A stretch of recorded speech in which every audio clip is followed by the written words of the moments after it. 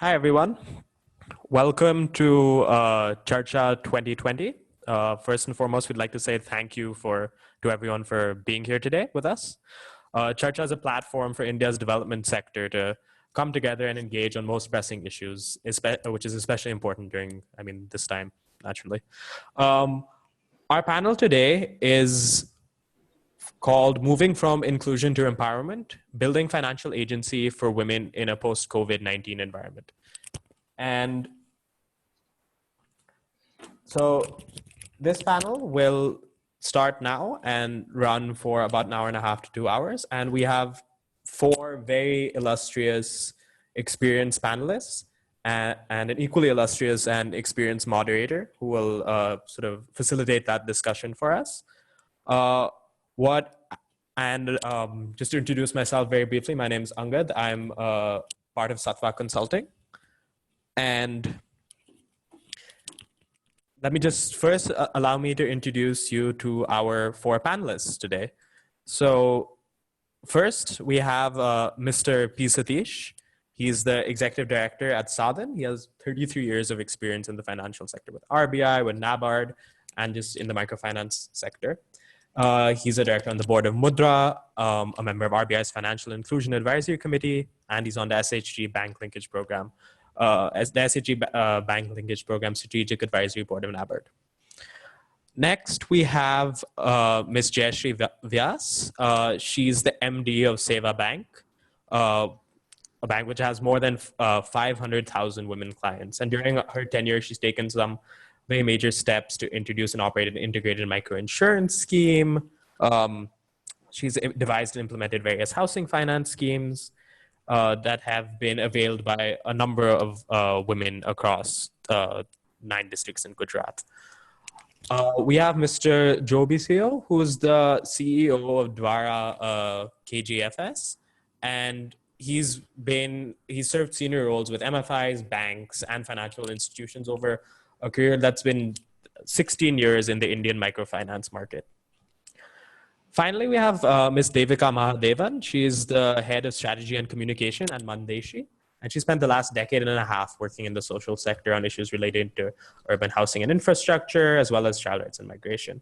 She is also a member of the Niti Aayog Committee on Financial Inclusion. And finally, of course, we have our moderator, Ms. Aarti Mohan from Sattva.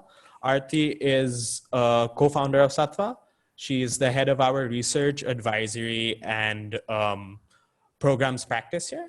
And she has 12 years of experience in the sector with research, advisory, consulting, developing insights, and has curated and facilitated a number of panels and discussions at both national and international conferences.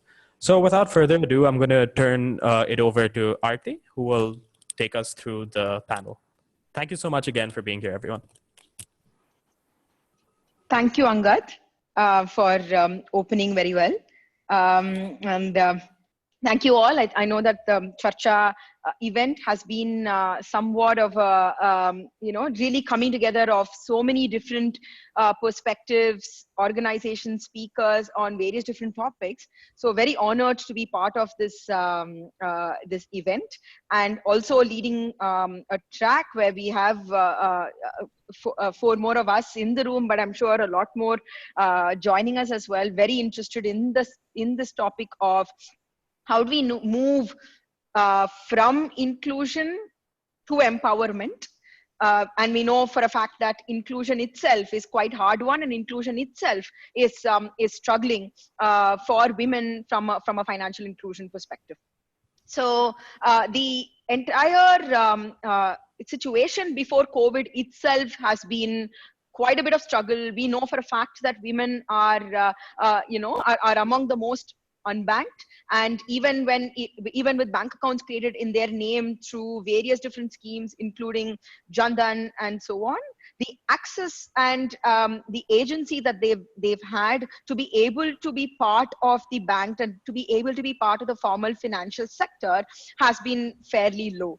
And barriers are not just about distance or the digital literacy. While those have been a few foundational issues, there have been far more issues embedded and entrenched in the social fabric that of the societies they live in, the communities that they are a part of, and so on, which further act as barriers to this.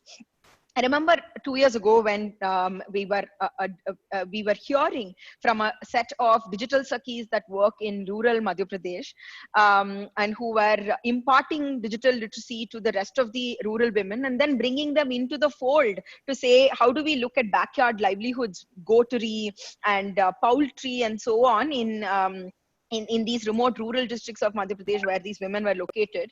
And we are talking here about women for the very first time who had someone even addressing them, talking about both digital and banking and being part of the financial fold. And I remember the trainers telling me that like her biggest barrier was the fact that she had to, beyond stepping out of the house, which where her family was quite opposed to in the beginning, she finally managed to convince them and went out of the home to conduct this financial and digital literacy training for the women. And she said that the first barrier that I faced was that I had a gungat that extended up till my, my hands over here. So how do I even talk through and train and connect with the women in front of me with my gungat? And then slowly over the next 6 months to a year, after which when we went and met her, she was confident. She was, everybody knew her in the village and came to her for informal financial advice. She did not have to put on the gunga during the period of training. She could have it behind her and be able to see the people that she is imparting this training to and the people that she's helping to come into the digital and financial fold. And she thinks this has been one of the most empowering things that has and programs that have happened in my life. You realize that at so many levels there are these barriers that women face to be able to come into the financial fold, and COVID has only made it much worse. The number of women that were operating within the structure of a collective and were connected to markets either with their apparel or food or some of the other women collective enterprises have all been shut right now. And several of these are not even in the digital fold, do not have any cash flows, and while coming back will face quite a bit of a burden. We spoke over the last 1 month. We've had a chance to speak to several of these women-led enterprises and have come to realize that 70% of their members don't have smartphones, don't have access to communication or learning methods. There is just, very little resources left from both inclusion and with respect to them conducting their livelihoods. We know for a fact that while there have been a slew of schemes introduced by the government and quite a few addressing the immediate relief needs to then the rebuilding livelihood needs, but how they are able to percolate to the last mile, whether it is the ration shops not being open, not getting supplies, or the identity not existing or not working, to just being unable to step out of the house to receive these entitlements. There have been such a number of different teething issues, last mile problems that we have seen. So it brings us to the very critical question of what are we going to see post-COVID in an area that has thus far been quite niche and quite neglected, save for a bunch of very committed, passionate organizations working.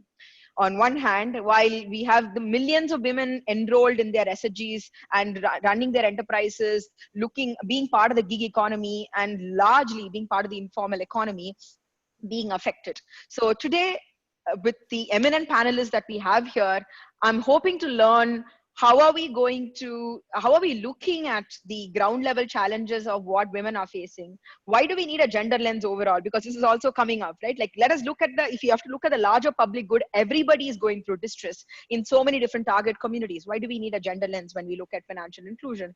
So deconstructing that question of why do we need a gender lens or even a focus, and considering women are disproportionately affected. And then what do we need to keep in mind in terms of solutions, and how do we even craft those solutions which can remove those barriers, bring in women from an unbanked to the banked environment, and bring them in from not receiving entitlements to receiving entitlements, but not stopping at that, but moving forward to see how they can be empowered in all of the livelihoods that were so important for their financial agency in the environments that they inhabit, which is also under threat. So with that, I'd love to start with Satish sir. You've been working and had a chance to look at all of the collectives in operation, and also been working closely with the policy environment. What has been some of your learnings of how COVID has impacted women from a financial inclusion empowerment perspective, and why is a gender lens important in the conversation we are having today? Yeah, thank you. Thanks for this invitation to participate in this discussion. And if you look at from our side, from the entire microfinance sector, that is the pure MFIs which operate through the JLG mode, or even the self-help, the bigger self-help groups which are linked to the mainstream banks.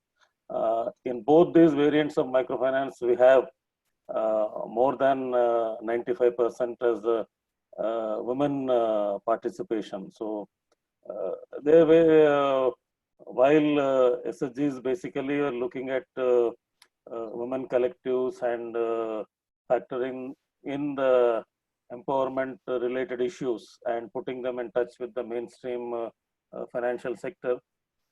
In the joint liability group system, it was more in terms of what we can say a business decision by even the commercial minded institutions about the commitment of women to a better financial management and utilization of the financial resources from the microfinance sector. So that's the reason why the MFI sector has been more comfortable in dealing with women and women groups as far as the credit part is concerned. And to a large extent, they have been, there is an element of empowerment of women in the financial inclusion space. But at the same time, if you deeply go in, we can say the credit or the financial services which the woman brings to the household, she may or may not have the full rights over those financial resources, and she has to per se share with other family members, including the male family members also. But this has given a lot of confidence and lot of power and lot of respect to the women who are participating in the microfinance process in the SSGs as well as JLGs. And if you look at the impact of COVID on these collectives, our preliminary interaction and data shows that 70% of urban households and 57% of rural households have seen a complete loss of income. So when there is a loss of income in a household, either it is an urban household or a rural household, the responsibility for bringing the meal to the table, I would say, to put it in that way, is always falling on the women. So that's the real issue which we are seeing at the grassroots level. In the absence of any income from their livelihood activities, it has severely impacted the groups, SSGs as well as the JLGs, to take this, what we can say, to provide for the daily necessities of the household. And the alternative of any flow, our initial information shows that whatever we are talking in terms of support from the government in terms of the credit into their bank accounts or some sort of a support for a household essentials from the local governments and all. Just about 45 to 50% of the households who are the clients of the microfinance sector have received any type of such physical or financial assistance. So that means to some part there is some mitigation in terms of the support from the government, but for a larger part that is not there. And that's where though the institutions are hard pressed for their own financial services, many of them have stepped in to give some sort of a relief to their clients, families, and all, maybe supplying some household food supplies and all. But these I would say can go to some extent, because these are not the organized way in which the state, which has huge resources, can do. And whatever such support has been, the sector has been able to give to its client has been only to some extent. And also there has been a support in terms of guidance on health, hygiene, and keeping themselves safe in this period of stress. But as you say, we also have data, and I also agree that a large part of them do not have mobile phones with them, but still they're able to access the communication through the mobile of their sons or husbands. That's still happening. So fortunately, our MFIs report that during this period, they've been able to be in dialogue and conversation to at least 65% of their clientele. Though we would have wished that 100% of their clientele should have been contacted and messages should have gone to them, but at least 65% keeping in touch is a reasonably good figure in the context that this is a sector where there is a close regular interaction between the clients and the institutions. And that's one thing which we are really concerned is that the entire our microfinance sector depends on community linkages and community action and group mechanism and all. So with the necessity for keeping the distancing and other things, how exactly this is going to work out post the lockdown is something which all of us in the sector will have to think about. And looking from a policy angle with regard to whatever the funds and other things which have to flow to enable these women to access more finances, there unfortunately more the institutions which are closer to the women, which work closely with the women, those which are cooperatives, such type of organizations, or those who are in form of an NGO. So these are the institutions which are starved of funding from the funding agencies.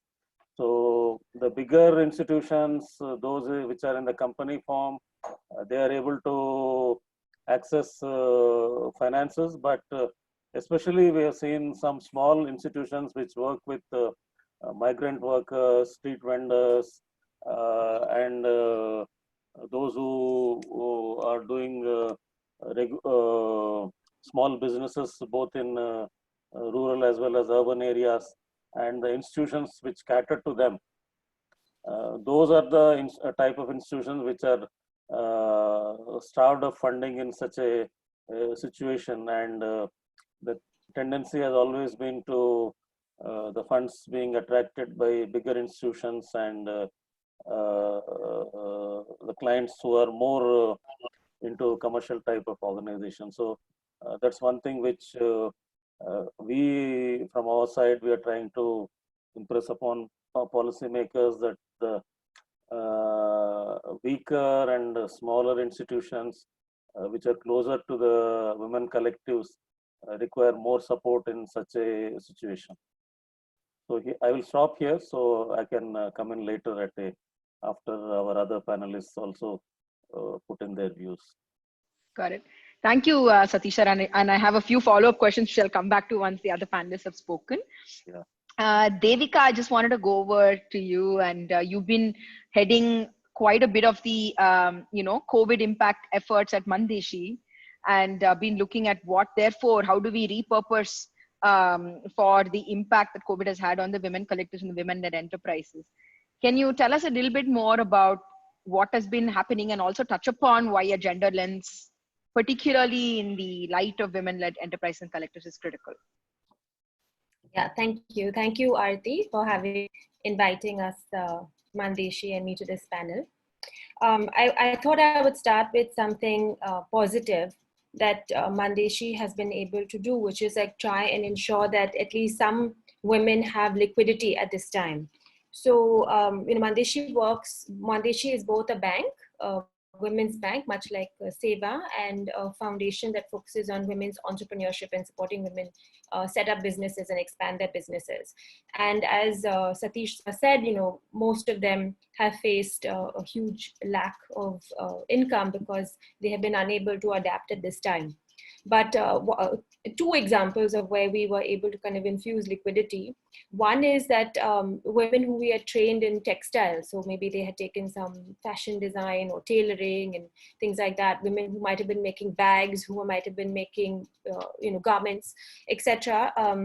We were able to very quickly, using our platform, to provide them online training on how to make masks. And so, and also at the time, able to extend them small loans for machinery. So, cloth cutting machinery, tailoring machinery, etc. And so, very quickly, within about 2 or 3 weeks, we had about 300 women who had produced 300,000 masks. Of course, Mandeshi had helped with the, access to capital, the training, safety and security instructions, also access to distribution networks. So, like that platform that Satish is talking about, when women have those access to the collective. So, in fact, many of the women have now employed other women to help them make these masks. And so that's one example of kind of very quickly responding and being able to adjust in this situation for a new demand. The other one, of course, is we've also been involved in doing relief work, and especially cooked food for migrants or fisher folk or people who are in very vulnerable situations. Again, we kind of mobilize, rather than setting up a community kitchen, we mobilize women who are running small businesses, dhaba businesses, home catering businesses. And then again, for them, extended small loans where they could then make these roti machines, or very small loans like 1,500, 2,000, or spice grinders, etc., so that they could produce cooked meals at scale. So these are two examples. We are also working on looking at these kind of shared economies and how we can promote that going ahead in the next phase of COVID. Also, in terms of our bank, we are in the midst right now of doing a survey about 4,000 women in their households to see how COVID has impacted them, and how we need to kind of re-engineer both the foundation's work and also what kind of products the bank will then create for them. And one of the things they found was that women who had been our customers for 2 and 3 cycles, who had been able to create some asset, even whether it was a goat, for example, a few goats, they were able to, and they weren't, say, the vegetable business, perishable business, which of course was very negatively affected in terms of livelihood. They were able to quickly switch to, even if it was another non-perishable business or making papads or some other business, because they had access to the assets. So even the local kirana person in their village was able to extend them credit. Then at the same time, what Mandeshi Bank has done is that women who are running kirana stores, because they are extending credit to people at wholesalers. They are acting as wholesalers and extending credit. They also need liquidity now to buy raw materials. So we as a bank are very actively looking for customers who need these kinds of credit lines. So yeah, those are the 2 or 3 things that we have done. In terms of, the need to focus on gender, I think that we will have a gender neutral approach, then of course, as we find, it's not just about maybe 80% of women have access to a bank account now in our country, but something like 30% of women are actually using these accounts. So a gender neutral approach to access then doesn't really look at control of finance, as you're saying. So it's, you know, crucial to make sure that, and it's not just a one-time thing that you give access and then that's it. So you have to constantly be making interventions. And one of our suggestions, in fact, is that even if you look at Jan Dhan, there's 10,000 rupees is allowed as overdraft facility. So perhaps this is a good time to kind of create the awareness and maybe set some targets for banks to be able to extend that overdraft facility to people who can then have some more liquidity. And perhaps if one suggestion is like, if you are a woman entrepreneur and you need to then, of course, all your capital has been extinguished, where perhaps your savings has been extinguished, increase that credit line to maybe 35,000 rupees, or create a Udyogini credit card or something like that, so that women then have access to whether it's a machine, whether it's working capital, something like a credit line for them as well. So which will then ensure that women can continue having their livelihoods, because I mean, they are still, their families are still dependent on them, as Satish said, whether they are controlling the money or some other member of the family also has control of their money, but the family is very much dependent on this liquidity and on this income coming in. So yeah. Thanks, Devika. And quite intrigued by the way you've structured the liquidity, both directly and indirectly, to funnel to the women-led enterprises. So I'm definitely going to come back to you to get more details on that as we go through the, the design of what we can do in the post-COVID scenario. Just one question before I go over to the next panelist is, this repurposing is interesting, right? Like, it's short term, while they are unable to continue their earlier profession, you've been able to repurpose them to serve to some of the COVID, essential material or equipment that has to be done. How long do you think that this is going to sustain, and how much has it helped them come back on their feet, the whole repurposed livelihoods piece? So actually, in terms of, if you look specifically at masks, I mean, the demand for that is only going to grow. So we are expecting actually that they're right now about 300, maybe it'll be about 500 women producing 1 million masks within the next 6 months. Also, I think there will be a lot more doorstep delivery that is going to be required. So training women who might have been running small kirana shops or doing in the vegetable business or something, to be able to kind of, try and create a supply chain, or try and create a backward and forward chain where you buy from small, which is very similar to what Seva does in terms of its Rudy model, where you buy from small and marginal women farmers, and then you train women to sort, pack, grade, and deliver safely. So trying to create new models over there. I mean, even, we're finding in Man Taluka, where we're headquartered, so many migrants have come back home. They are not all planning to go back to the city. Many of them do not want to stay. So what are all the new businesses, or what are the new economic and livelihood opportunities that will be created for them is one. And second, like, there's a larger market now, even within, the rural economy. So that is something that we've been thinking about.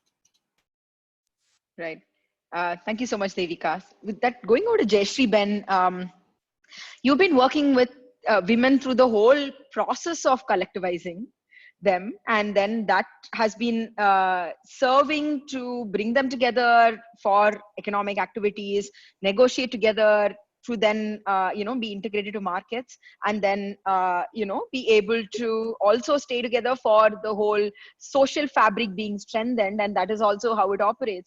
So we know that in this right now during the lockdown, the collectives coming together itself is an issue. And therefore, I would love to know what challenges you see in the construct of the collective approach is going to be so central to recovering from COVID, Jayshree Ben. And two, as the MD of Seva Bank, you've been someone who's probably been the only lender to these rural women collectives who've slipped through the cracks of several other, government or policy or some of the other instruments that are available. So what are the challenges you are seeing with them accessing finance, accessing DBTs, and accessing whatever financial elements are necessary for their survival and their rebuilding going forward? If you could touch upon these 2 points.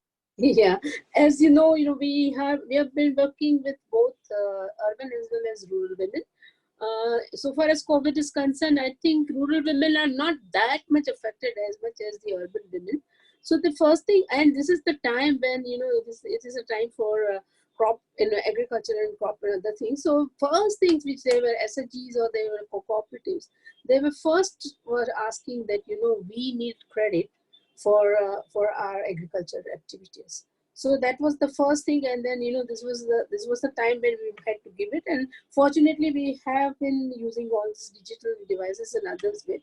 So, and there are some, and because we are a bank, we were also able to move from one place to other place. So we have so many cars and other things. So what we did was that immediately what we started doing was that providing them credit at a comparatively lower rate of interest. This time we decided that we will not have that much.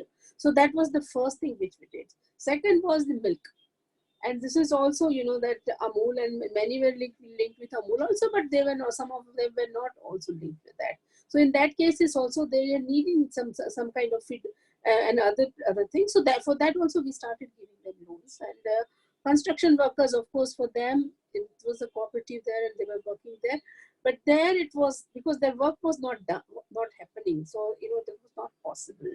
But I think the best thing which we saw was both in urban as well as in the rural area was that, saving, because from beginning, we were starting talking about importance of saving, and women as women are there always wanting to save.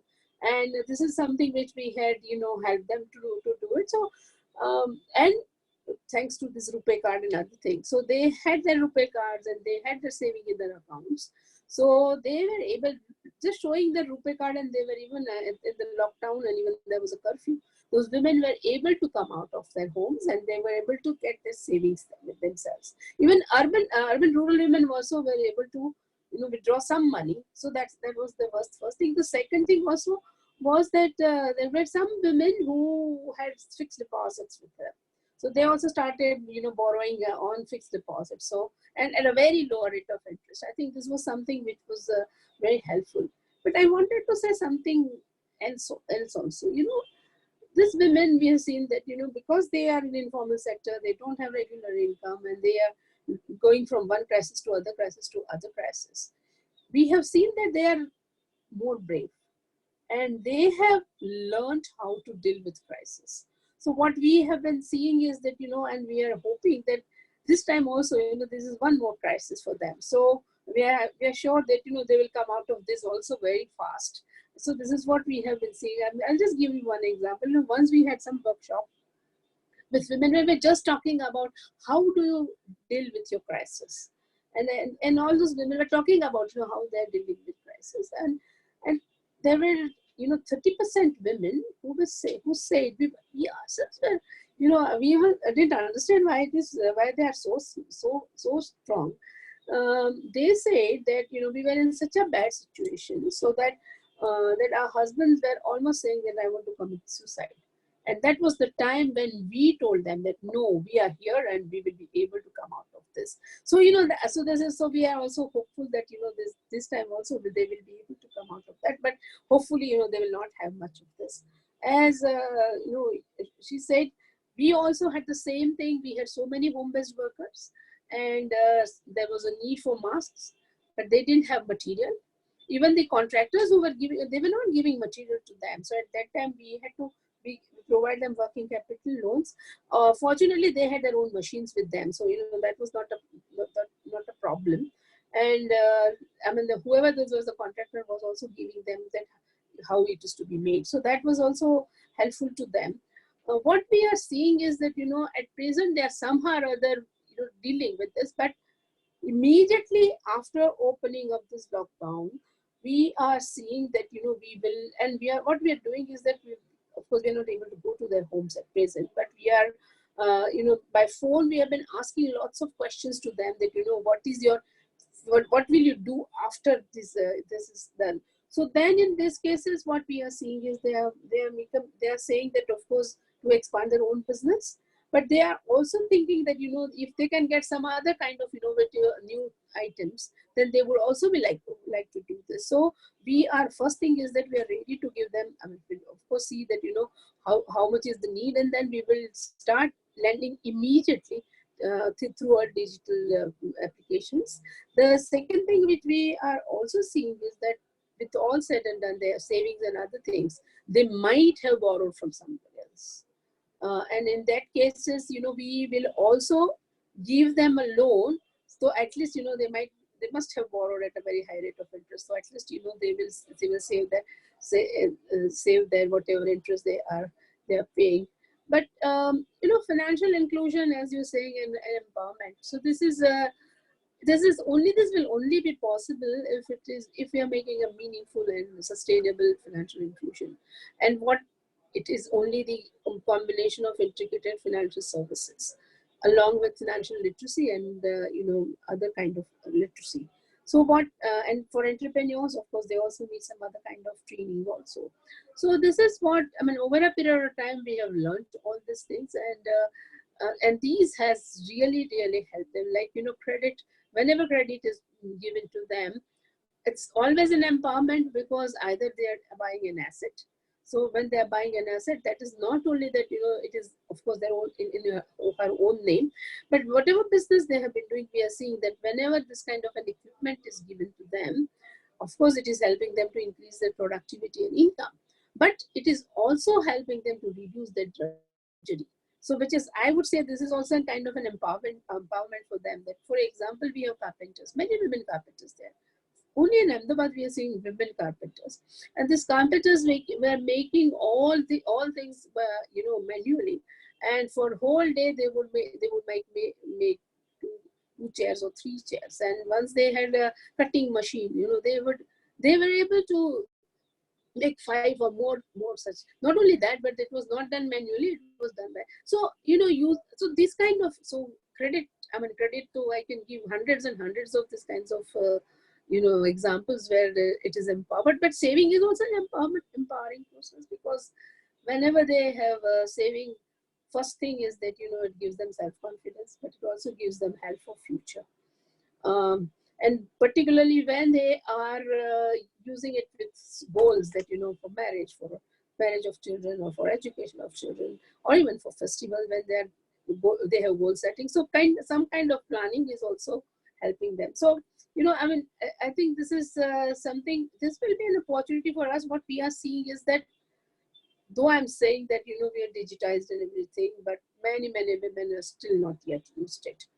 And here, I think this will be an opportunity for us that, we will tell them that how, or other women will tell them that how, when they were using these digital applications, how facilitating them, if it was facilitating them. So this is something which I think in next strategy we have. One is that, everyone, 100% of women should use our digital applications.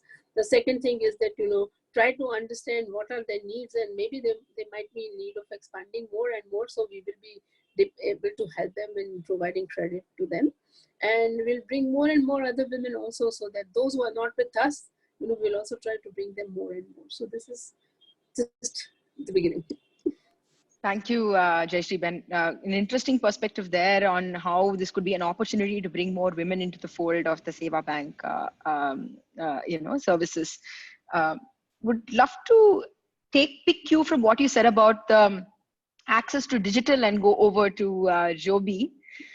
While it is being seen as an opportunity because everything is by default digital, and it's therefore can solve for some of the mobility constraints that have also been impeding women from pursuing economic opportunities in a little bit of a distance from home. And in the post-COVID scenario, there are predictions of more decentralized at-home work and increased appetite for digital, therefore.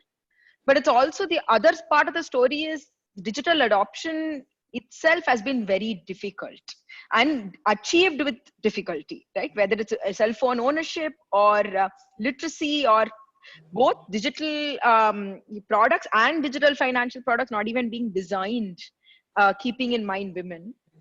So I would love to understand how you see this digital as having an impact due to COVID on the financial inclusion of women. I would not agree much with you about this, that, you know, that women love any kind of technology. That is our experience since beginning. The only thing is, of course, we have to give them hand-holding support. For example, I'll just tell you one. Say, for example, when we had RuPay cards, you know, they were withdrawing money, and Ilaban said that no, they are just withdrawing and withdrawing. Can you have some kind of machines or whatever that, you know, they can also have, you know, they put deposit in them, so deposit machines. And we had deposit, we started deposit machine. We were wondering that whether women will deposit their money in that machine or not. And we had put our cashier also there. And since, I mean, immediately after some days, we saw that there was a longer queue on machine than on the cashier. And we asked that why. So first thing they said that, first thing they said that we are happy that we have learned this. Second thing they said that it saves our time. And third thing also they said that, you know, there was of course passport printing machine there. So they said that we can go to passport machine and get it printed. So we know that our money has been deposited in this account. And so the first thing was that, you know, they were getting more and more self-confidence. Second was that they were saving their time. And the third thing was that, you know, they feel that this is more secure. So, and it is not that, you know, we have to train everybody. Once we train one woman, they are training to others. When you have women messengers, you know, they are thinking that they are always very helpful. So they are sitting at that machine and they are always, you know, giving some mother help to them. So this is something, you know, that, so it is kind of a change. And once one person is taking, it's other. So, and I think I always feel that, you know, women are most smarter than others. Thank you. I mean, it's quite an optimistic note as well. And you're very right about the fact that women are very critical agents in bringing in women from the communities, rural and urban, into the fold of financial inclusion. So would love to touch upon that when we go over to the questions. With that, would love to go over to Joby for your experience and your perspective on this. Thank you, Aditi. Thank you, Satwa, for you know, inviting into this Charcha discussion. Like at Dwara, like the erstwhile IFMR effort, like we are connected with a little over 1.2 million you know, households across 6 states, working in almost like 50 odd districts. But we are kind of more like in village level organization. We are kind of more in remote rural areas. So we work around in almost like 10,000 odd villages. So I would talk a little bit about the way that I have seen the whole transformation of inclusion to empowerment, and also how the digital is kind of really helping them, as well as to kind of really see what sort of an adaptation is happening at their level as well as at the institutional level. Hope you're able to kind of hear? Yeah. Okay. So to me, the empowerment is about, you know, your freedom to take decisions, and a little bit about your, you know, kind of how you are able to kind of make opinion, and your ability to kind of, you know, kind of own assets. So these are kind of very critical, you know, kind of characteristics of how do you know, measure empowerment. And I've seen the way that, like, we happen to do a customer engagement survey just before the COVID started. And during the COVID, we reached out to almost like 4.6 lakh customers, women, using our newly developed digital platform. So one of our wealth manager, we you know, kind of, we pause ourselves as kind of a wealth manager for the rural women.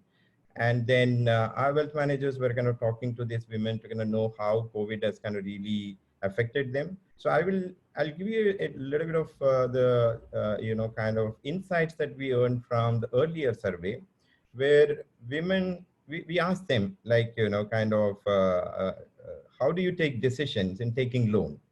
So they said, like, yeah, we consult with our husbands, but we decide, you know. And then they said, like, then we asked whom else you discussed, like, you know. So they, you know, they said we inform our husbands, we consult with them. But if an advice is required, we consult with our elder daughter who's married off, and, you know, somebody who's educated. So we take all those consultations, but end of the day, it's my, you know, decision. And state to state, we saw some difference. Like, we saw people, women from Karnataka, depending more on their fellow group members than the elder daughters. They were saying, like, if you have a doubt whether this is a good institution, whether this is a good product, we ask our members, because our group has been working for long and we trust them.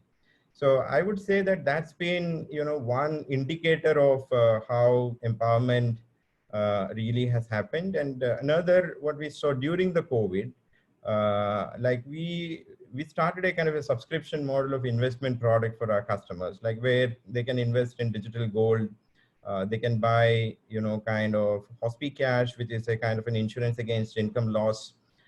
They can invest in mutual funds. So we weren't very sure during this whole lockdown, Akshay Tritiya came. And then, you know, jewelry shops are all closed. And it's a kind of an auspicious occasion. Many women wanted to kind of really buy gold. And, you know, the general feedback within our own company when we discussed is that who want to invest in gold, because they're all figuring out how to live. And then, no, we don't want to kind of go back to them asking whether they want to kind of really invest. But then we took a chance. We said, like, yeah, what are we kind of going to lose? Let's ask them, you know, kind of, we came up with a special product on that day. If you want to buy gold worth of 500 rupees and, you know, kind of 250 rupees, we can give you an opportunity that you can buy, but you can pay in another 25 days. And you would be surprised, like close to 2,000 women actually chose to buy. And they said, it's important for us, and we just want to kind of, as a token, we want to kind of really buy. And this is not what we used to kind of hear earlier. I've been in this sector for the past 15 years. As and when we, you know, kind of show a new product to them, what we kind of typically hear is that, no, we want to go home, we want to discuss, we want to kind of see whether our husbands agree to this. And it takes a longer time for them to kind of come back, whether they will buy this product or not. Now I can see that it's kind of a lot more faster. They say, no, it sounds good. Like, you know, kind of we can buy. And another aspect that we saw from the survey is that, you know, this is pre-COVID, but then what they said is that what's their aspirations and what is their number one priority. The number one clear priority for them is education of their children. And they see that today they have an opinion on that. You know, they can decide their children will go to an English medium school, or, you know, kind of, because I do not know whether the social freedom leads to economic freedom or economic freedom leads to social freedom. But I want to kind of believe that once you have access to finance, and it beginning to, I mean, the equations at home changes. Right, and if your husband sees and your family sees that you are able to kind of get a loan and then able to send your child for a better education, and you are able to kind of see that your dream to kind of have a roof on your you know, kind of top someday, and if this lady is kind of going, you know, able to go out and get a home loan, definitely the equations change. There are some, you know, fundamental things in our country which needs change. Like, they don't have the, what we saw in our own survey also, they don't have the ownership of the lands. Clearly, it's in the names of husbands and in-laws and all those kind of things. But therefore, we saw their aspirations is to kind of, they want to own their shop. The immediate next aspiration is to own a vehicle, a two-wheeler. That gives them lots of freedom to kind of run their business. So I've seen this the way that, if you ask me, you know, the empowerment path has been happening, and a lot of them today exercise that. And using digital is another way. Like, I've seen lots of adaptation by women. Like in our own survey, what we saw is that all our households, like all, you know, 1 million plus, has a home phone, and 30% has own phone. Almost 18% has access to kind of WhatsApp and, you know, kind of a touch phone. And, you know, kind of they are quickly, kind of learning things. Like during COVID, they were waiting for a little bit to know what is the moratorium terms are, whether it is an interest waiver and things like that. And all the soon they realized it's only a deferment, it's not a waiver. And people who had money, they want to repay. And they themselves kind of came around models to kind of say, in a group of 10, if one lady has a digital phone, the 7 paid to that lady, and then she used her kind of digital handle to kind of make payment to us. And women talking to their son or daughter who is employed or kind of educated there, asking them to kind of make a payment. So see, I'm saying, kind of there is this whole intent to always learn and adapt. And they are very quick to turn, kind of a crisis to an opportunity. As even Devika was saying, like one opportunity that we saw is that we have thousands of women who were in tailoring. And this was their biggest opportunity. This is the festival opportunity, school opening, uniforms were their whole stitching option. Now that's not happening, right? No, there is no festivals, there is no holidays, people are not buying any clothes, there's no weddings. And school opening, there's uncertainty. So nobody's buying uniforms. So there was a kind of big uncertainty for them. And the new opportunity is that the face mask.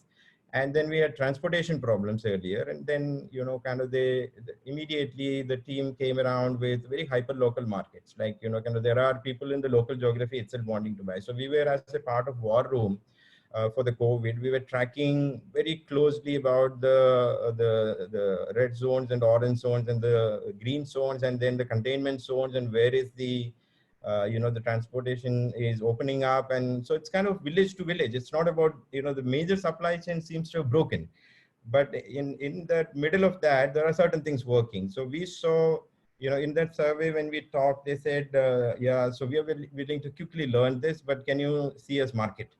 Kind of, we want to kind of sell this. And we saw lots of them, like it's about talking to the local geography there. And thankfully, post office was working. So within the state, we were able to kind of do the transportation. It's all about a kind of, we quickly came up with a mini e-commerce platform, wherein each branch will just post the demand, and they say we have got 500 women willing to stitch.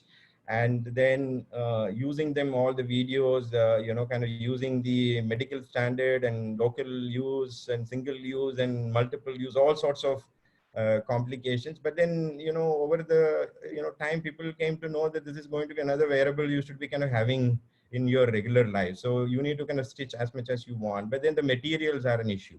So it's all about then asking who has the material and can we kind of transport there. And then we saw about lots of our customers are agricultural customers. So the bigger markets fail, the mandis fail. But then how can we kind of enable them to kind of, but people, the city needs it. So how could we connect the big baskets and all those guys, because their own procurement arms have failed. But then we knew the farmers where the commodities were there. So I was just saying, kind of the way people quickly come up, digital was not their regular life.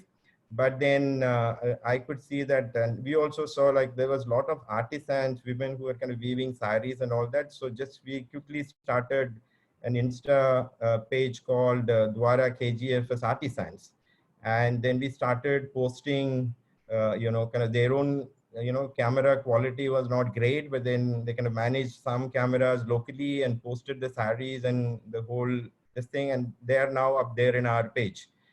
And then we are using our own networks to kind of see whether someone can really buy that. So I would say that, kind of, should there be a gender angle?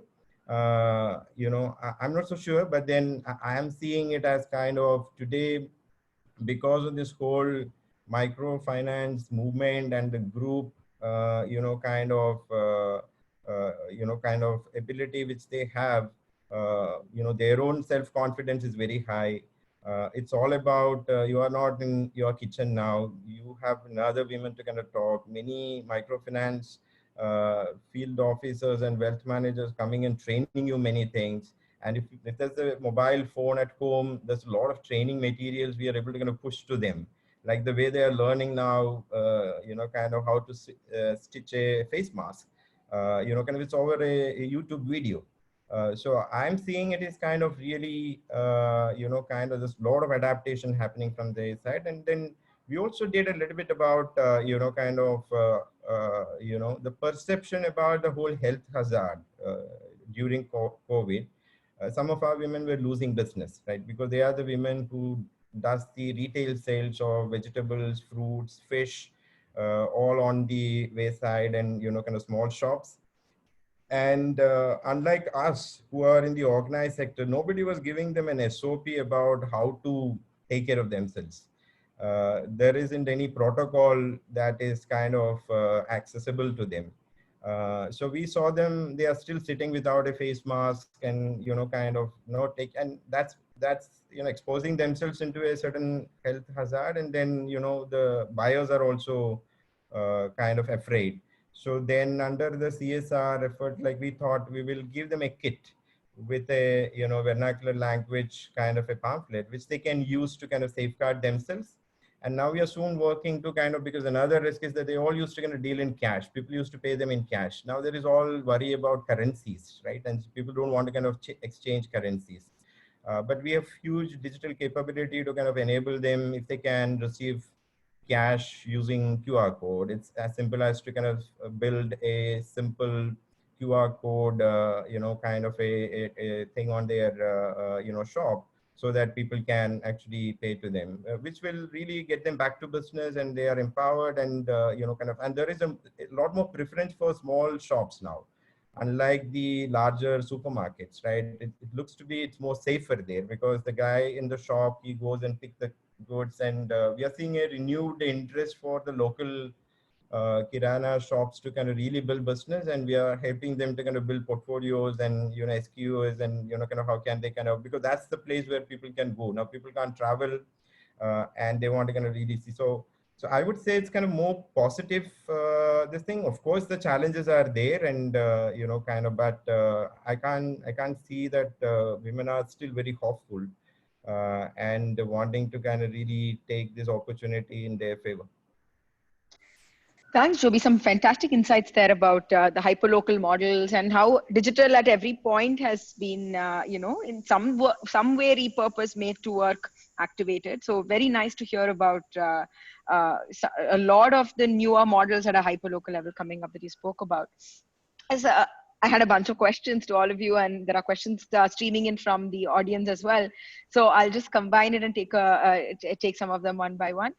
Would love to go around the room to understand, in lending to women and in looking at financial services delivery, financial inclusion for women, the collective has been a very central anchor point. Women collective, borrowing or coming together as an SHG, and in those meetings, making those decisions, the JLGs, several things have been anchored around them coming together, which is going to be hard going forward and harder to achieve. We'd love to get experiences and insights from all of you on how are we going to repurpose this model of the collective coming together itself that financial inclusion of women has been anchored on. Devika, would you like to go first? Well, so we have been doing a lot of, as a lot of people were talking about how women don't have access to smartphones. So we have found that if you look at women entrepreneurs, there is a larger percentage of women who would have smartphones. So I think we have about 50% of women who are entrepreneurs with us who have smartphones.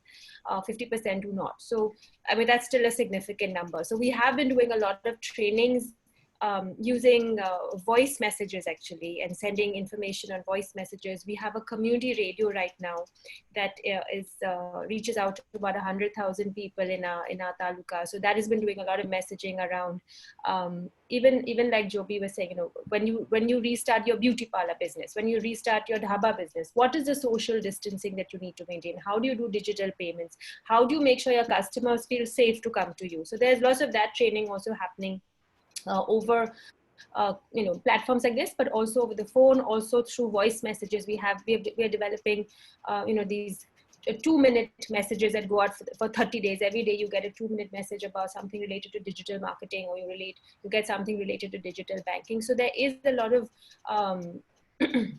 interest and response that we see from women, that they are very interested in receiving these trainings. In terms of like actually coming together, I mean, I think that you can still have a group of 5 people come together as long as that they do maintain some social distancing. So it's not that you can't come together at all after this, but you'll have to obviously maintain your levels of safety and security.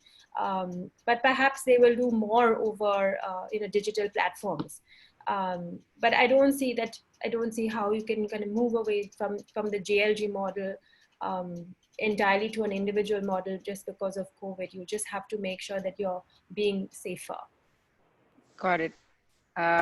Any thoughts from Joby and Jayshree Ben on that? Yeah, so our sense is that the group has a lot of positives, and in some way they have to kind of women seem to kind of see a lot of value in that. It's for them, kind of. I think the first option for them, there is someone whom they can talk and kind of beyond their family, kind of over a period of years, they've kind of tend to build a lot of confidence about their own businesses. Kind of they get their business opportunities and. There's a lot of those kind of, I mean, I would say it's almost like for businesses is about this whole your colleagues whom you kind of network for ideas and, kind of confidence. You always have those kind of a network that you keep. And for the women, the solidarity group over there is kind of their go-to place.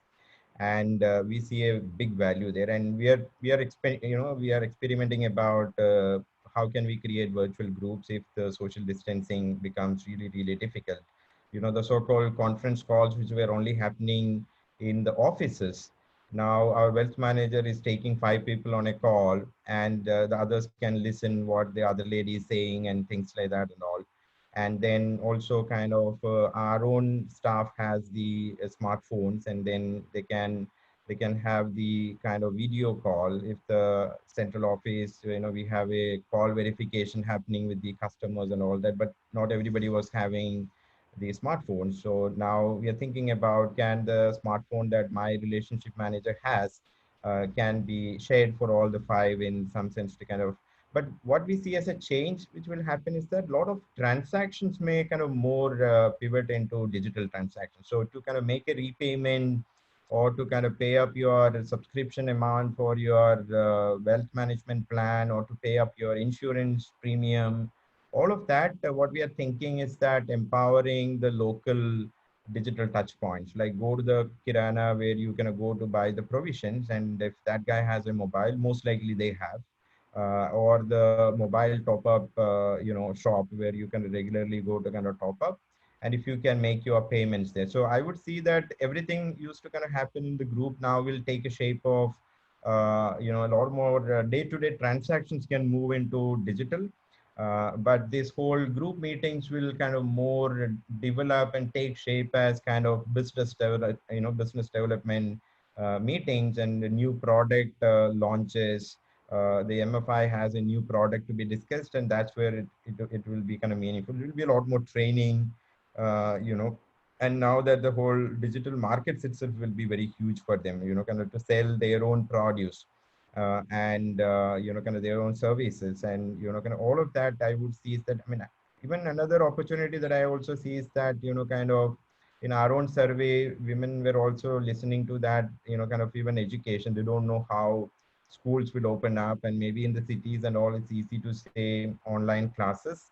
But mothers in rural areas are all worried about, kind of government has no ability to kind of start, kind of online classes. These kids don't have any phones. Government schools don't have that kind of, so, there are worries about whether they will lose a year if the schools don't open up. So we are thinking about, can we kind of have sort of a online classes, because there's a one phone in that particular group can make the whole difference.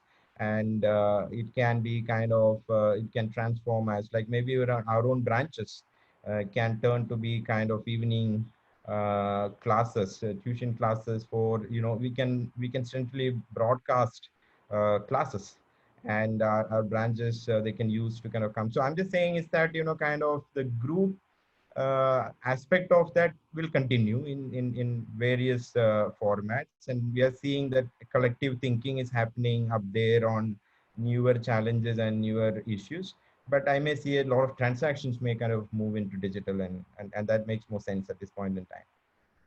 Got it. Interesting. Another question that came up also was Can I about just women.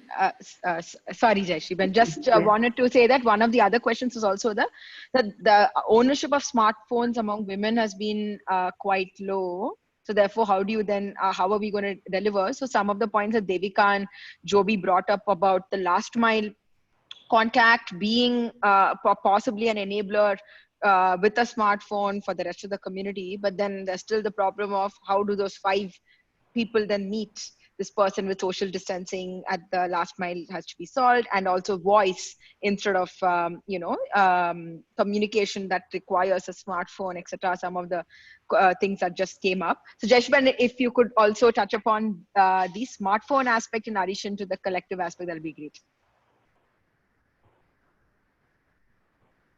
Jayshree?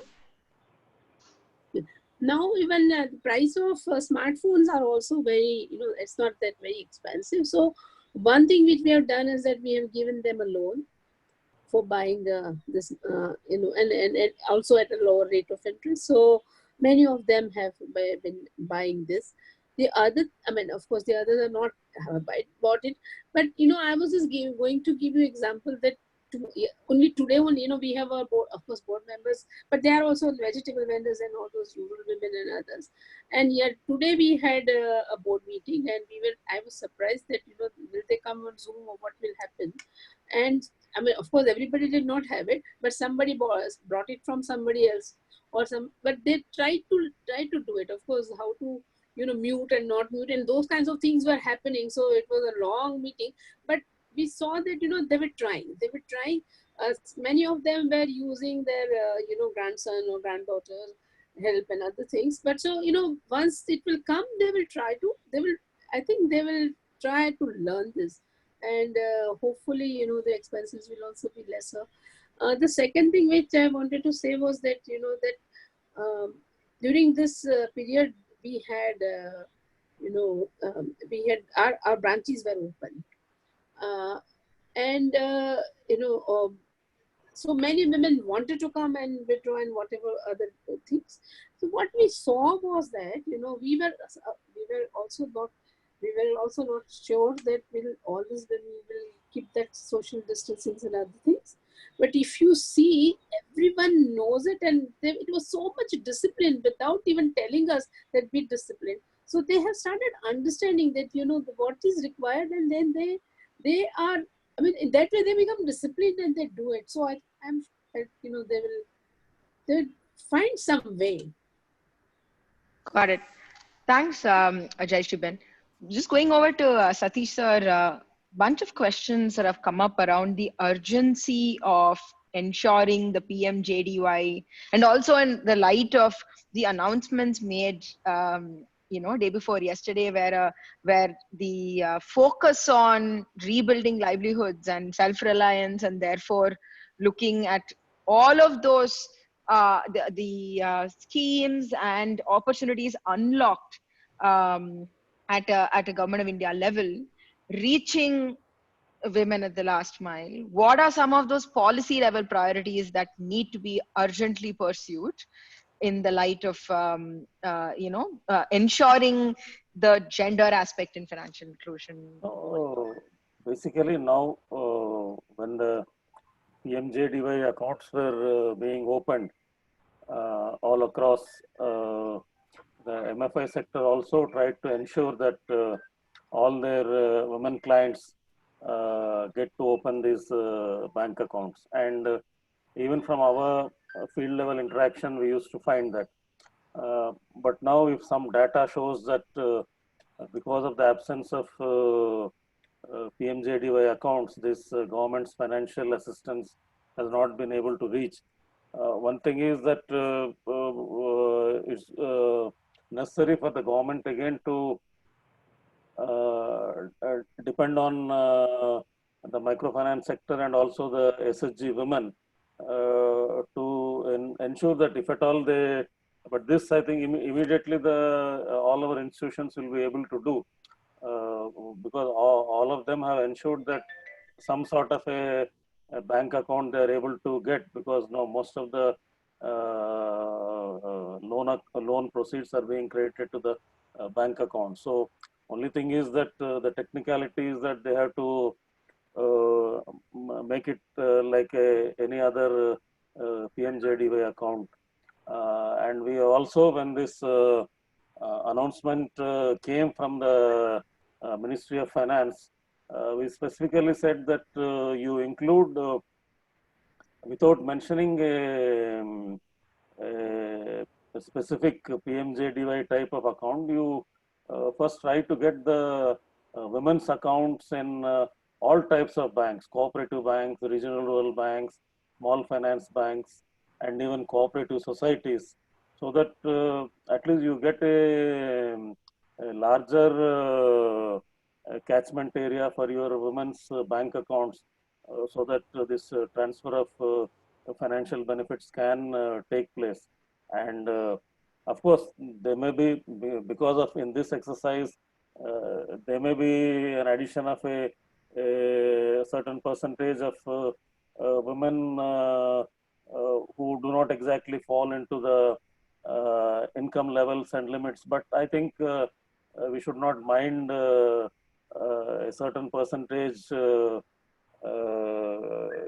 getting that sort of a benefit, where we are able to expand our reach to the 95% of the women account holders. So we should not restrict it to certain type of account in certain type of mainstream banking institutions, and make use of this entire financial inclusion infrastructure created in the SHGs and in the MFIs and in the cooperatives and all, so that a larger percentage of all these benefits, whenever the government wants to transfer, it can reach over to them.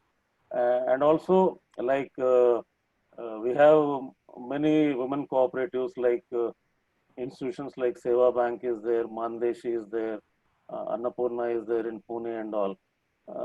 So these are the type of institutions, probably they should get more of funding from the bulk lenders and institutions like SIDBI, NABARD and Mudra, so that they can expand their activities and bring in more number of women borrowers into their fold.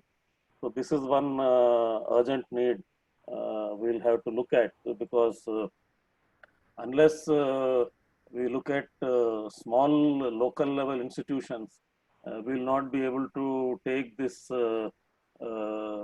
services to the poorest of the women in such a time of crisis. Agreed. So are there specific PMJDY bottlenecks we need to solve for? Because with the essential DBTs, PMJDY is still going to be very critical to funnel those into women, Satish sir. So do you think there are any bottlenecks that have now become even more urgent to solve? No, main bottlenecks what we have come to here is that when the accounts after opening, they have not been operated, they have become inoperative, and it becomes a little lot difficult to make such accounts inoperative, and probably there has to be some decision at RBI level to say that in case of PMJDA account, this sort of a clause should not be there of accounts becoming inoperative. So that's I think the main thing, because that's one thing which we got reports from the field also, is that the women got some message saying that some money has been credited to their PMJDY account, but when they went to their bank branch, they said that you can't operate your bank account.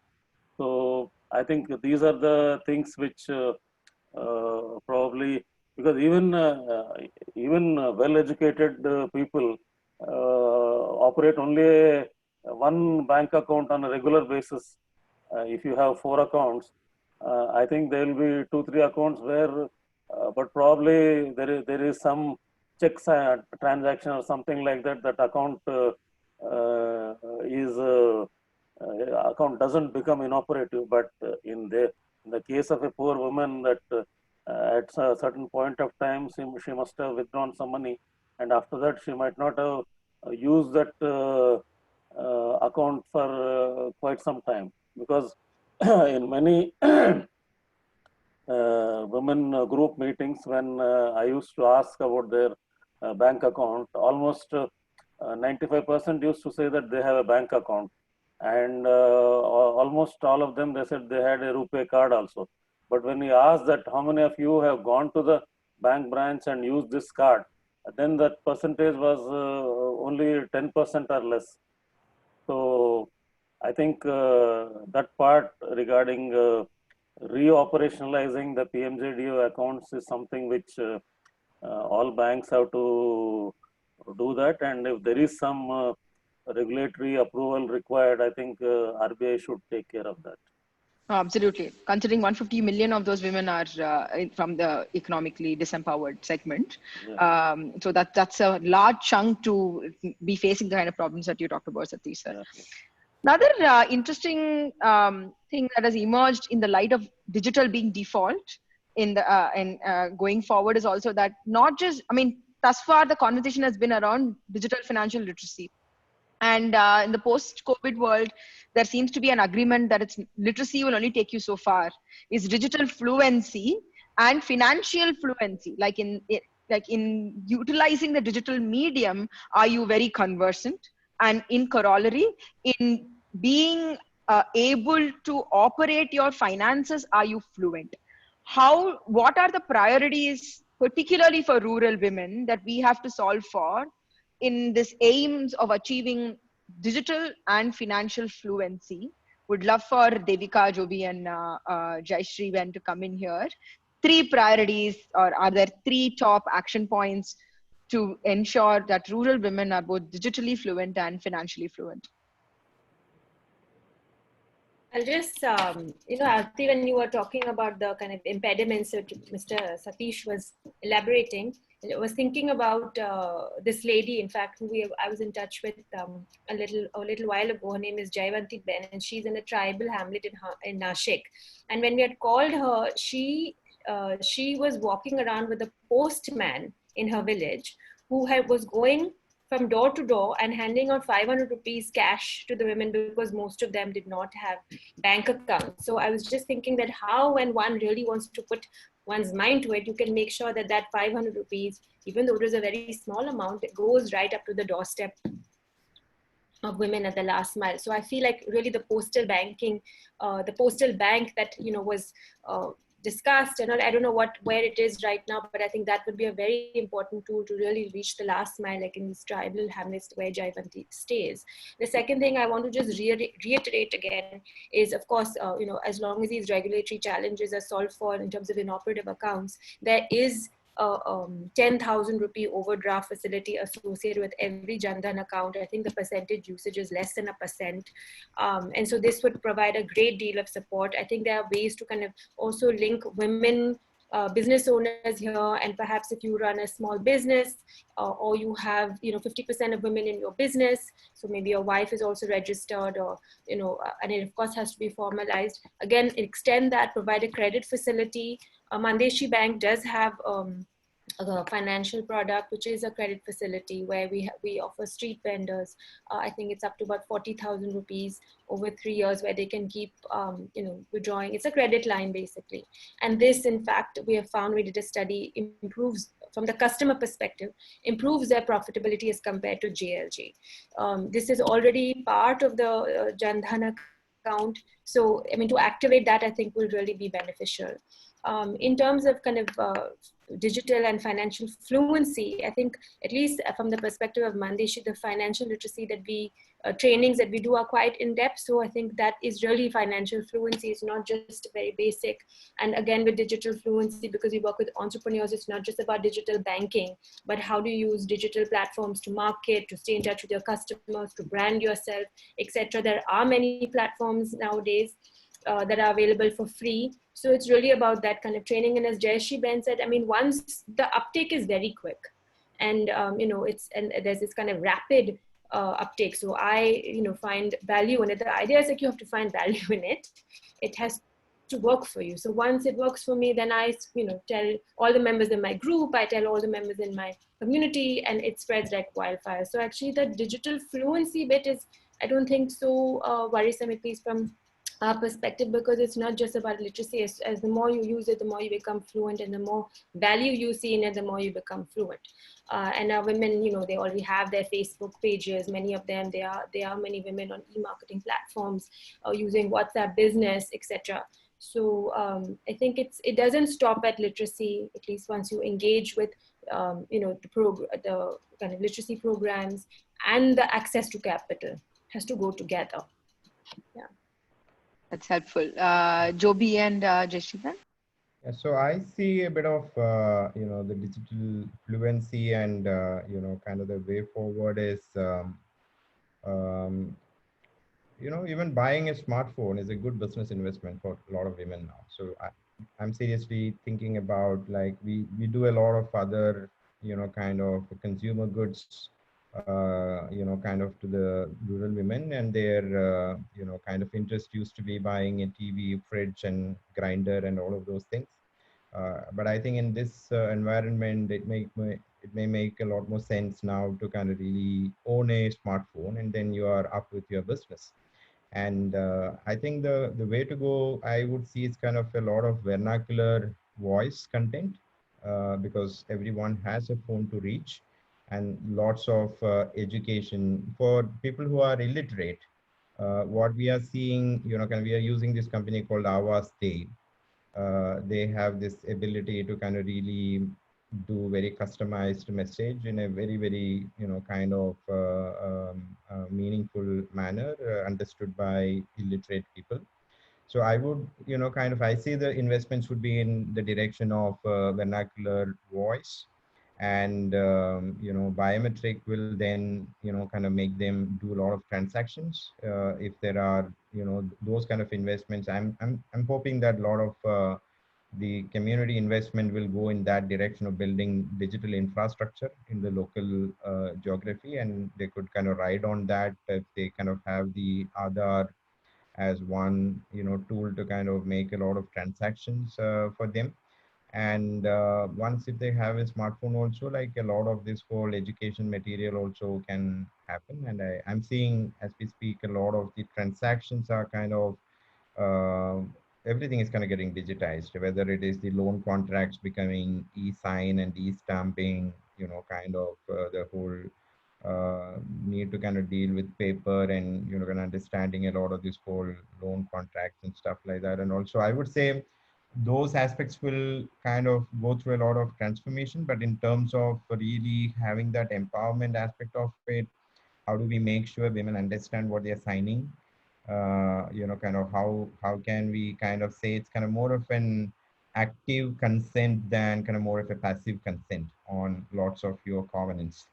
To that, kind of maybe the vernacular voice content and your ability to deliver such things. And I would say, like, as Devika was saying, some of this delivery mechanism needs to be a lot more intuitive and very friendly. I don't know the way government thought about the Jandan as a very narrow class. Kind of many may not have the Jandan account, kind of an operative account. There was another effort by the erstwhile government, which was a no-frill account.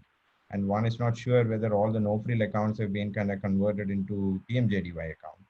And all the SFBs and private banks have a very little presence over this whole PMJDY account. And these were very targeted effort during a particular number of months to enroll those PMJDY account. And they all have a product code in the bank's, kind of CBS. And they are not then opened, and no bank is kind of really kind of canvassing anybody for PMJDY account, which is kind of, so I wouldn't see that in design, kind of, if the idea was to kind of reach out to all women in distress, there has to be other, I mean, the way that Tamil Nadu government did, I would see it's kind of still very good. And they went about distributing 1,000 rupees, but no digital, nothing, but every ration card, kind of go to the PDS, kind of shop, along with your provisions, you get 1,000 rupees. Yeah, but I think, kind of at points like this, whether corruption or, whatever you were trying to solve earlier versus now, there's an urgency to kind of push a lot more real cash into the, kind of citizens' hands. And they need to kind of really take care of their own daily needs, which is food and, kind of health. I think there it needs to be kind of wherever we can put policy efforts to kind of really reach this into kind of instead of PMJDY account, everybody has a bank account which is Aadhaar linked. The terminology in the back end of the banks may not be a PMJDY account. It could be just an kind of bank account opened with Aadhaar linked. But I hear from Satish sir that kind of feedback has gone to the ministry. But I think these are very quick kind of ways to kind of really get these services to people. Yes. Completely agree on the criticality of making sure that the last mile points are activated, whatever may be the various different layers to get cash into the hands. And from what I see from what you and Devika are saying, digital and the financial fluency, there is enough opportunity to build it up at different levels, and be able to solve for that. So it would be interesting to see what are some of the measures that. Yes, Joby. Yeah. Another interesting point, maybe in your question it was there, maybe government should see interesting partnerships, kind of don't try to do everything by yourself. Like, between all microfinance companies in this country, we have a last mile reach into kind of more than 10 crore households. Maybe the number is more put together, both between Sadhan and Yemfin, kind of sir might know the actual numbers. And these are the households where a field officer is, kind of having the household connection, right? They go up to there and they've been kind of transferring their money to their bank account. So I think government also should kind of try and see good partnerships. These are all ages of partnerships. Like not one person can do everything. Like you can, kind of interestingly kind of bridge a small link there, and then, kind of that's how you kind of, achieve what you really want to kind of deliver. So that could be one. That's a very powerful network. Been working for a long time, and I would see that the policymakers see that as kind of an network in the last mile that they can tap into. Got it. Yes. Jayshree, you had a point? Yeah, I feel that it should be done by government as a campaign, like polio campaign and family planning campaign. So it has to be done on a campaign basis. I'm telling it to you because we have one project now, and that project that project we have to provide digital literacy to 5 lakh women or Seva's women. The amount of money which will be spent on this will be so much, so that I think it will be, of course we have got some funds, but it is not possible really. It is so expensive, and it is not possible that any organization can really do it at a very large stage. So I think that kind of campaign, I think we should put it to the government that if some funds are given, not funds are given, but it is exactly a campaign that everyone has to learn this. So if this has happened, I don't see that any organization per se would be able to do it. Understood. Yeah. Okay. So just wanted to, I know that we've spoken a lot about the kind of, the access to the financial products itself, literacy, and taking it to the last mile.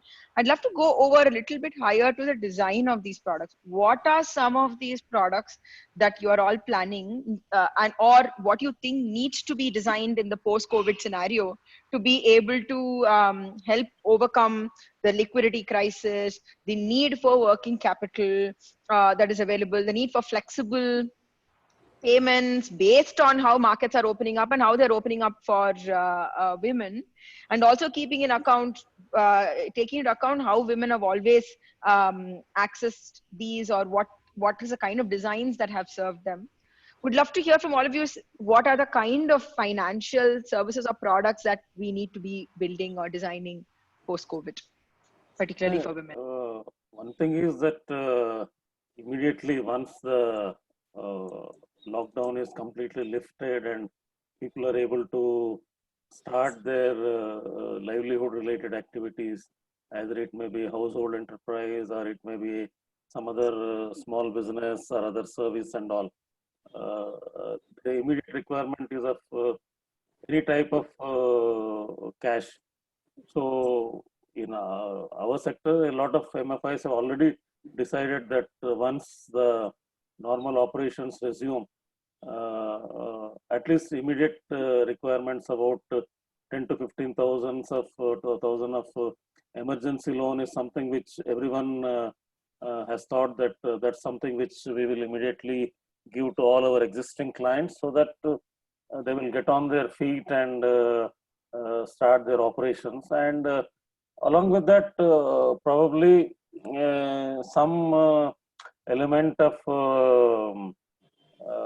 consumption related loan also has to be there, because a consumption smoothening also has to happen along with resumption of their economic activity. So it need not be such a loan with a lot of specific design features, but it should be a flexible loan with the borrower should be able to use the way they want to use in a immediate and an emergency situation.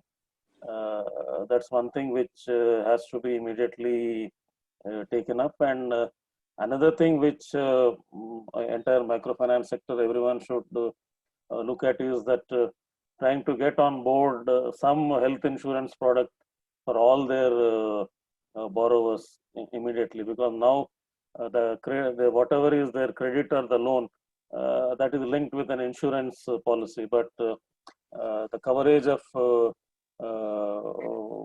health insurance is very less. So that's one thing which I think either in link up with an insurance agency or with mutuals like Vimo Seva and others. This is some product which I feel that entire Hello? microfinance sector has to give it to their clients. I'm sorry. Got it. No, interesting. Devika Oh, okay. and Joby, Yes, I'll- what are the kind of yes. financial products that you are planning for your, for the women borrowers, and what is important to bring back the livelihood means? Yeah, so over our survey, what we heard is kind of we were asking, our own customers as to kind of how do they kind of think about reopening and what would be kind of their requirements in small amounts and things. So we don't see all businesses will open up the same way. Certain businesses, so that's no kind of single solution for all. Certain businesses, this is the right time to invest, kind of, so they have good opportunities kind of really coming up. Which are kind of the whole essential, kind of goods stores, which were kind of, it's a good time to kind of really expand, and there will be kind of more business for them in terms of kind of buying more inventory, digitizing. Lots of the shops were able to kind of take orders on WhatsApp and then delivering in that nearby households and things like that, because households who don't want to kind of come and then be in the queue and things like that. And also they manage, kind of, so there I see is kind of some investments, good investments, and, it really helped. A lot of the women were, kind of asking instead of an emergency sort of loan, like, kind of, because we were on the consumer goods also, a little bit of consumption related. If they can get a, kind of a 3-month provisions, so where the whole pack has been designed in such a way that many of them are able to kind of get certain things from the local government PDS system. So maybe rice, certain amount comes and certain things.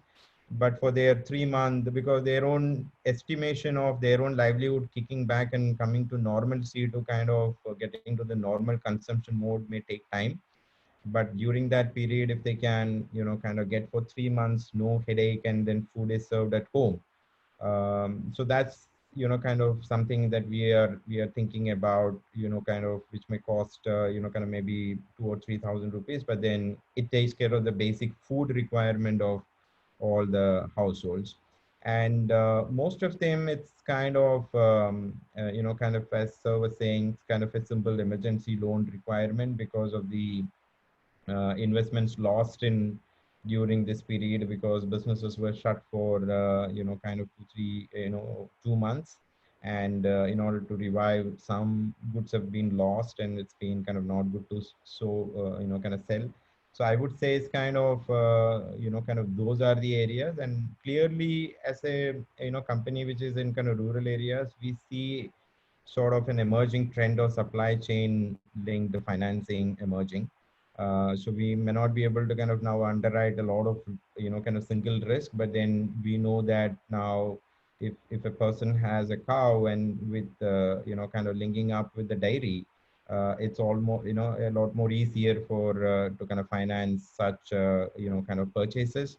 Lots of these whole FPOs, like the farmer producer organizations, would be the right organizations, can help now the whole input kind of purchases. And so there is kind of, I would say that's one another area opening up is kind of more of supply chain linked kind of financing we are seeing as in kind of a product. Because without which individual farmer may fail to kind of sell his produce or kind of able to revive his agricultural activity. Yeah. Makes sense. Devika, would also like to have you touch upon, are there specific terms that we also need for the gig entrepreneurs, gig workers among women? I mean, the beauty parlor kind of enterprises that women have been running. Do they need anything customized as well? Like Joby is talking about the agriculture sector. You're on mute.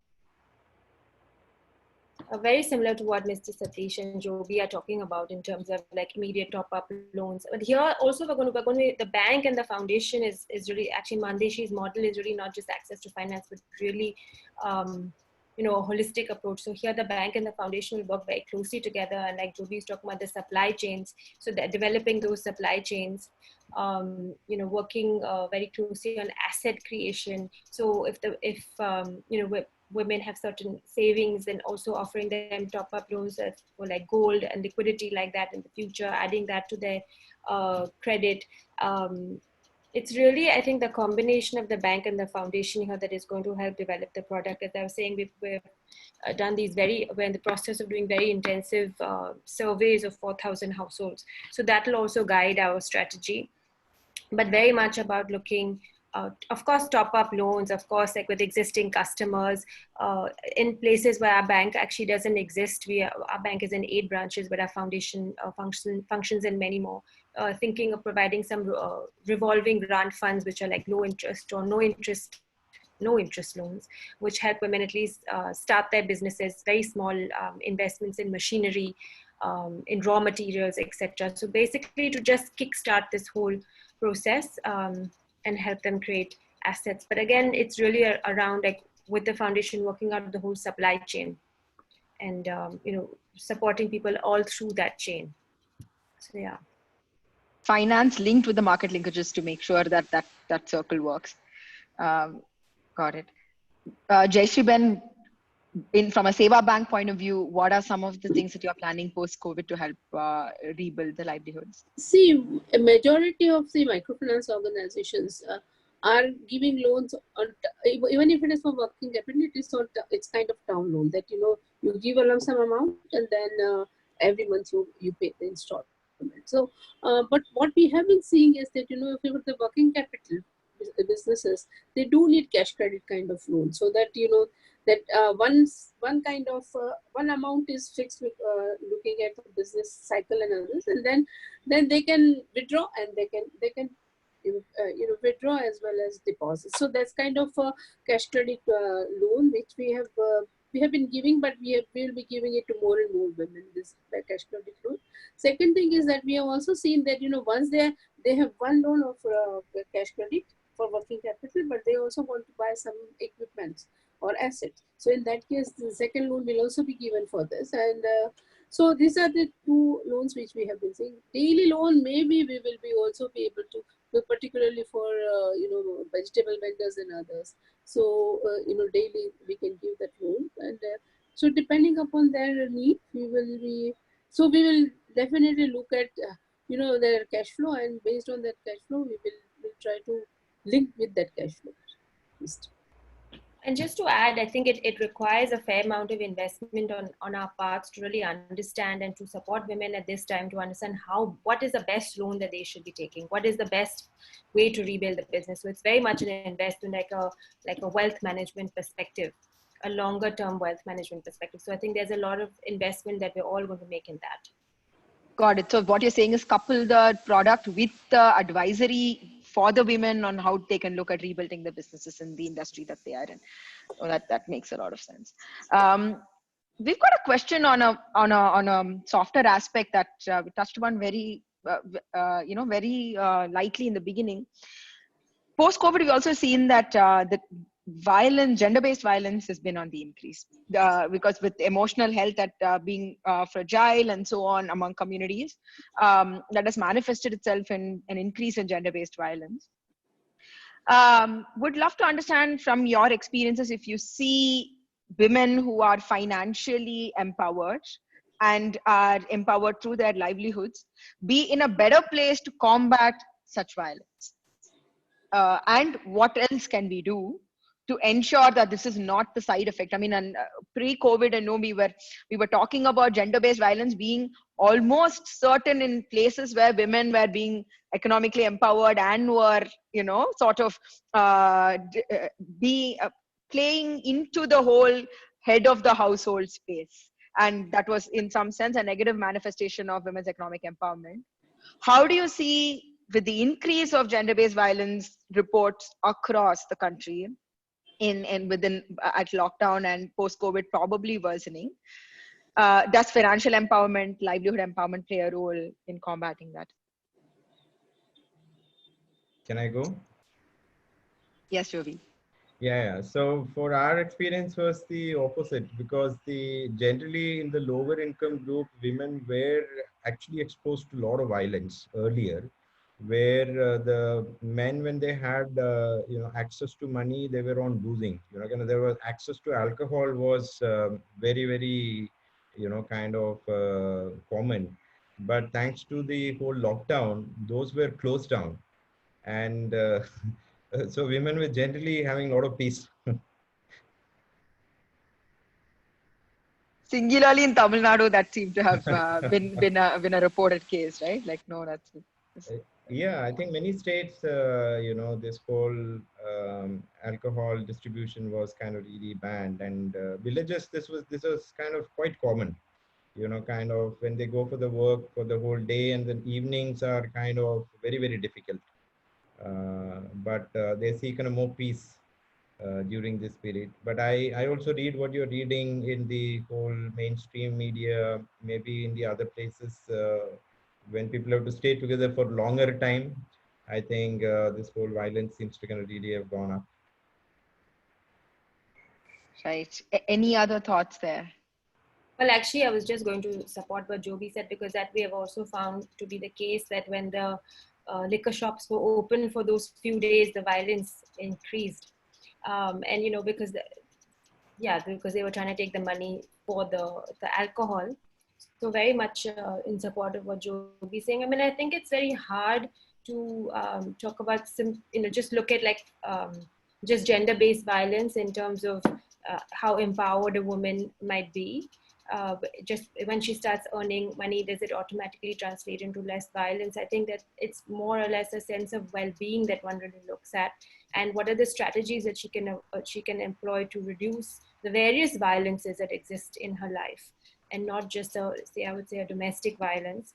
And what are the support structures that are created in women's collectives that kind of help her reduce that violence. I mean, there have been women who have said that, now that I'm earning some money, I can at least give him a small portion every time, and he can go and get his alcohol, and he goes to sleep quietly, and he doesn't bother me anymore.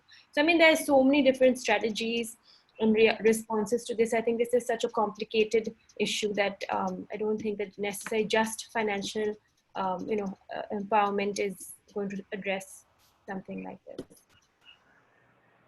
Fair enough. That would make sense. Jayshree Ben, any thoughts? Satish sir, any thoughts from your side here?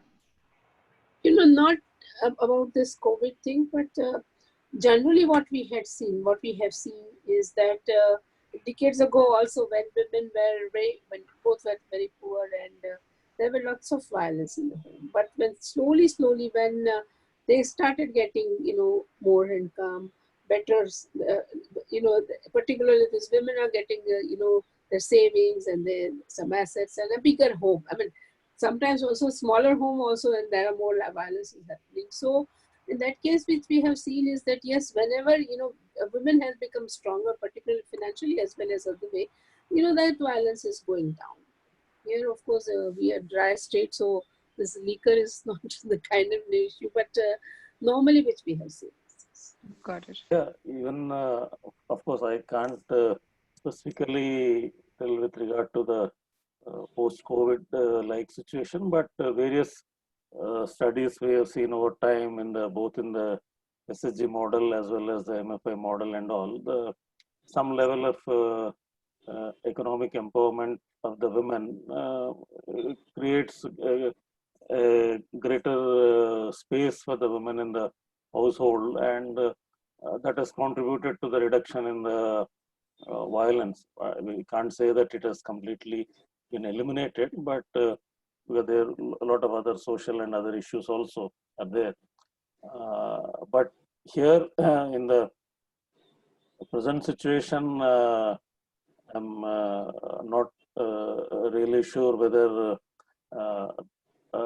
because at least in the households of the microfinance borrowers, there has been a slight level of what we can say halt in the flow of cash, and there are a lot of economic difficulties.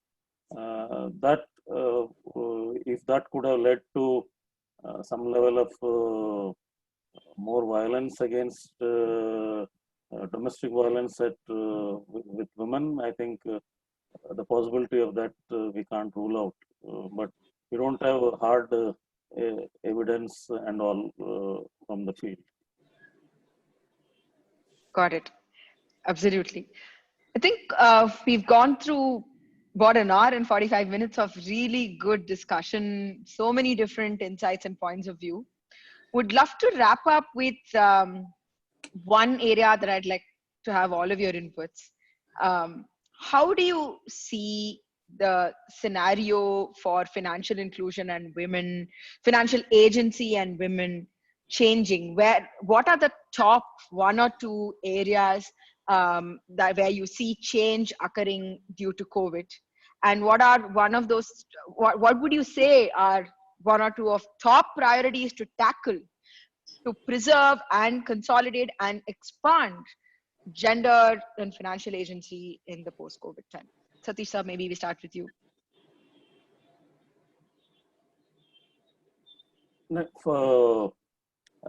First thing, the COVID has brought out the fact that there is a need for organizations and institutions which are working closely with women at the grassroots level.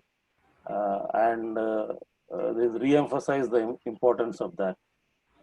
And along with that, what we immediately require is that strengthening and expanding what we can say the network and base of such institutions. And that would require all these things will not happen without funding, as Jayshree was mentioning. Then that I would require a lot of policy support and financial support from the government and the development finance institutions like NABARD, SIDBI, Mudra and all. And I would say that the second level funders like these such institutions have to be more flexible and more liberal to institutions which are catering to the women at the grassroots level, especially in the remoter areas and more inaccessible areas. Thank you, Satish sir. Devika? Well, for me, I think that the emphasis has to be on supporting women to continue earning their incomes and to continue their businesses and to continue their livelihoods. And for that, I feel like, that is ensuring that they have liquidity, whether it's in term loans, whether it's in credit lines, whether it's in emergency loans, and then and really providing that financial counseling to help them figure out what kind of loan product that they require. I think also that it's important to set some targets, because if we just have this generalized, access to credit, then women can get lost in this. And I think that it's very important to set some targets. Right now, I know that all individual credit, women get only 7 or 8% of all individual credits. So that number is just too low. And we have to set better targets. So whether lending to women, own businesses, lending to businesses that put their wives or their partners onto their as owners, as co-owners, building their assets. I think there has to be some targeting here as well. Thanks, Devika. That's interesting. Joby? Yeah, so I would see kind of a very increased emphasis on the, kind of digital, kind of front. This was kind of a more of a mindset change which has already happened. Like even in a kind of in city apartments where I stay, a lot of them used to kind of go to buy things in the shops. Now, most of them, whether they are old, new, will not be in the habits of kind of buying on online, and kind of have picked up this habit now to kind of order everything there. And I think that's kind of going to be a habit. And so, for the business, like all physical paper and cash is a cost driver. And if we are able to kind of remove paper and cash in the process, I'm hoping that should drive the cost down for lots of financial deliveries to the last mile. And I'm seeing increasingly your ability to remove intermediaries in the business. Like, I mean, so our own business was kind of disintermediating the financial services to the poor, but the market intermediation was still very heavy. So therefore, the products and services they were, kind of giving into the market had layers of intermediation. So if we kind of invest and emphasize on the digital efforts, a lot more supply chains will become more straighter, and kind of a lot more opportunity for the real producers to kind of get a larger pie of the consumer price. So I would see lots of focus on those areas in the coming days in terms of designing products and having kind of that higher importance in the organization thinking and strategies. Thank you. Thank you, Joby. Jayshree Ben? This 50 days, and during these days, I'm talking about women. Women must have seen sometimes maybe their children will be starving, or maybe they might be starving. So in this situation, I think they will understand value of money, because we have seen often, women have been spending a lot for wasteful expenditure also. So hopefully, this will help them to understand value of money. And anyway, they have basic instinct to save. So we feel that there will be more and more saving, or at least they will be spending less. The second thing is what, you also said is that digital, I think they will understand importance of, digital platforms. So they will be trying to use this. So this is an opportunity for us also to both motivate them to save and motivate them to be more digital. Got it. So I think we've navigated so many different areas. One, we've said a lot of the future is going to be very hyper local, and therefore what does that even mean from financial access to financial services being percolated to collectives coming together to market linkages, and how do we repurpose, innovate across all of these at a very micro level to solve for gender and financial inclusion has been one big area that we've had insights on. Two is digital fluency and financial fluency, and looking at what are some of the, considering that uptake is not of things that are simple and things that are value are seeing a lot of increase. How do we ensure that we tackle the right strategies, look at vernacular content, look at simpler means, smartphone in the family, various other means to ensure that digital fluency and financial fluency is built. How do we layer financial products with that business advisory that comes on top of it? These were the next set of areas. 3, all of these are efforts from a civil society and NBFCs and the entire layer of financial institutions that can be solved for. But all of the entitlements from the government coming in through the PMJDY and several other schemes layer has to solve for the last mile transactional failures, transactional friction that women often encounter. And we've had quite a few insights there. We've also had quite a few interesting perspectives on at a micro level, how many things are being repurposed, how women are rallying around and women are being able to rise up to some of the livelihood opportunities that are being unlocked post-COVID. Also talked about the financial empowerment and gender-based violence perhaps decreasing in the light of alcohol and other things not being distractions, not being around, but also in the end emphasizing the nature of financial products that need to be built and delivered with a gender lens for women to be able to resume their profession, strengthening and expanding the base of networks of institutions such as NABARD, looking at supporting women in and setting targets for women to be able to rebuild back their livelihoods, and emphasizing on the digital front, which is probably has been a pre-COVID effort as well, but how can it really be amped up in the light of COVID? And then looking at how do we perhaps bring down the costs of transaction, bring down the costs of reaching financial inclusion to women with the opportunity provided by digital is another thing that to look at. So quite a few set of insights and interesting interconnections that have emerged. At Satwa, we will definitely crystallize these into a short document that you can share back with all of you post the meeting so that it is able to reach wider, and really looking forward to further comments and any other insights that may be coming from the set of audiences that have joined us now, and will also be seeing it on multicast as it goes later. So thank you so much for joining us this evening. With that, I pass it over to Angad, who will be giving us a small intro into the next session so that it at Charcha, so that we can go right into it for the audience who have joined us here. Thank you. Thank you, Aarti. Thank you. Thank you for being such a lovely set of panelists. Over to you, Angad. No, thank you so much, Aarti, and thank you all four of you for so many really important insights. And like Aarti said, we'll definitely work on crystallizing it into a document and sharing it. So what I'll be introducing is actually the next session from the financial inclusion track at Charcha, which is actually tomorrow morning at 10 a.m. From 10 to 12 tomorrow. The next panel will be on, quite fittingly actually, accelerating innovations and pathways for inclusive digital finance. And that one it'll be a panel discussion looking to understand how digital finance can be expanded in a post-COVID scenario, looking at practical and collaborative models to approach inclusive digital finance. And that panel will have, again, actually 4 panelists from L&T Finance, CIIE, the Digital Empowerment Foundation, and it'll be moderated by the co-founder and CEO at Satva, Sri Krishna Sridhar Murthy.